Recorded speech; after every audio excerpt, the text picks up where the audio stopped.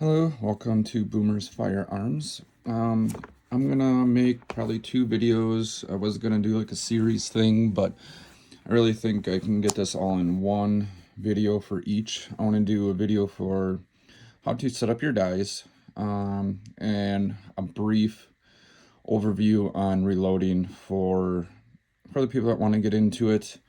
Don't know really where to start or whatever. So as we go through it, I'll kind of go over how I set up my dies. I mean, it's only really one good way to set them up according to instructions, but show you hands-on. Kind of go over a little bit of load data on how I load on top of maybe a little other things along the way.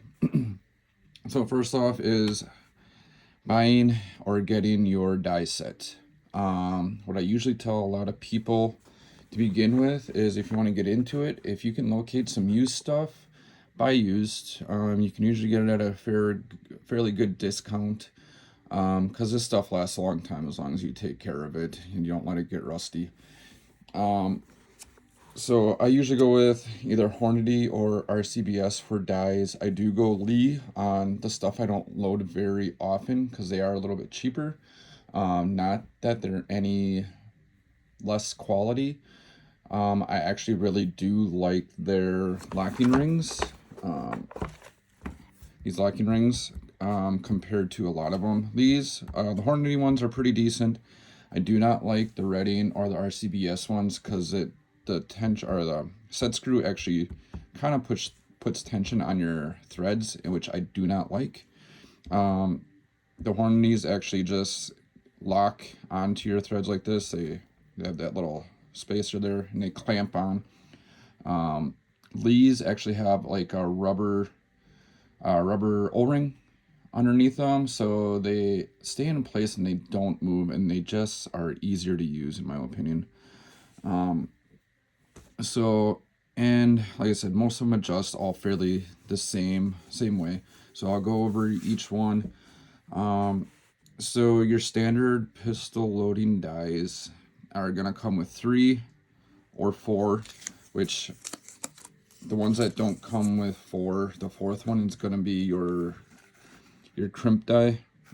So if your normal set doesn't come with them, I just usually supplement the 4th die for crimping. Lee makes a good crimp die. I said they're cheaper and it's a simple function, so you don't need a high-end crimping die in my opinion either. So the first die that you'll be using is going to be your sizing die and your decapping die. So this one is going to push out your old primer along with resizing your brass case from it expanding into your chamber. So you want it to be able to basically shrink it back down to normal factory size, so it functions in your pistol or PCC or whatever your platform is. The next one is going to be your flaring die or your mouth flaring die. So that's going to open up your mouth right at the rim, very little bit, just so your bullet will sit in there so you don't scrape the edges. It's just easier for seating your bullet. And then next is going to be your seating die, your bullet seating die. So that is obviously going to seat your bullet at the proper depth, so your overall length is within semi-spec. And then your 4th die, if you desire to use, is your crimp die. So that is going to put a little crimp right at the edge of your neck to hold that bullet in place. Usually meant for semi-auto platforms.